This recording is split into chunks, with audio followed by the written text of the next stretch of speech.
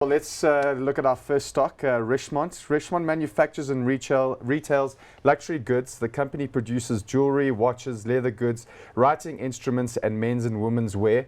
It has a market cap of 596 billion rand, a PE ratio of 22.48, and a dividend yield of 1.6%.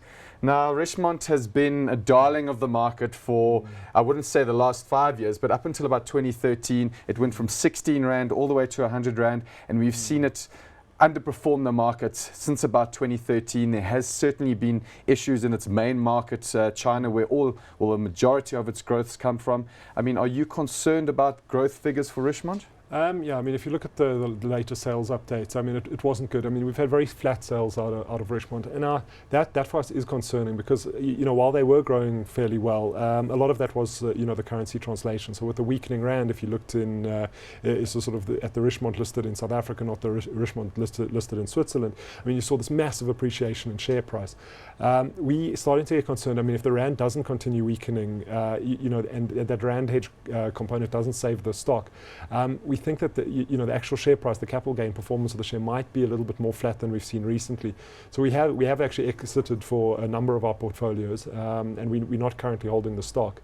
You know, I don't think there's too much downside risk on it. I mean, it's an incredibly established business, but you've already mentioned the sales figures are struggling a little bit, and a lot of that coming because of the legislative crackdown in China, you know, especially in the whole gifting culture. And I think, you know, it's going to put a little bit of pressure. Flat sales, that's, you know, at a 22 PE, that looks fairly expensive without some serious earnings growth. And you mentioned currencies. We had, you know, the unpegging of the Swiss franc. You know, obviously they go by one of their pull factors is, you know, some watches made in Switzerland. So they manufacture a lot of these goods in Switzerland. When we had the unpegging, we saw the Swiss franc spike, so that wasn't great for their input. But at the same time, we've seen the likes of platinum and gold come down, even diamond prices, so their input costs may be mitigated slightly by that.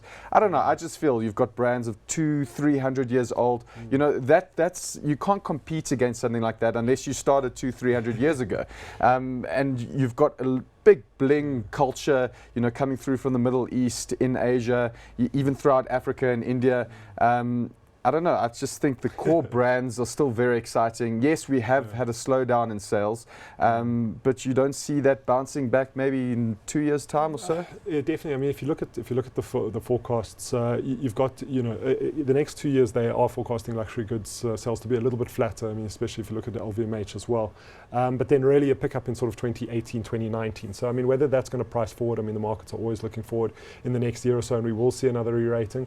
It's definitely possible. And I mean, like I said, I think the downside risk on this one is very, very limited. I don't think you're going to see a massive retracement in Richemont. It's a very stable, very established company. So it's difficult for me to say I'm going to buy it because I'm not holding it in my portfolios at the moment, and we have exited. But yeah, a decent company, just a couple of concerns for us. And as you can see from that share price, you see it's been flat for a very long time. You know, fundamentally, this one's always looked fairly expensive. Now it's trading on a 20 times or so multiple, which historically is quite cheap, but obviously sales have been really flat. You know, personally, I remain hot on this one. I think it's a great rand hedge for South African investors. It's one of the only, you know, direct rand hedges because they have such little exposure to South Africa. And, you know, I'm patient long term. Gary, are you hot or not? Yeah, I think it's a difficult one. You've almost convinced me to go hot. I'm going to go hot. That was my goal. Yeah, Richemont is, I mean, it's a good company. A couple of concerns, but I'll go hot on it. I will go hot.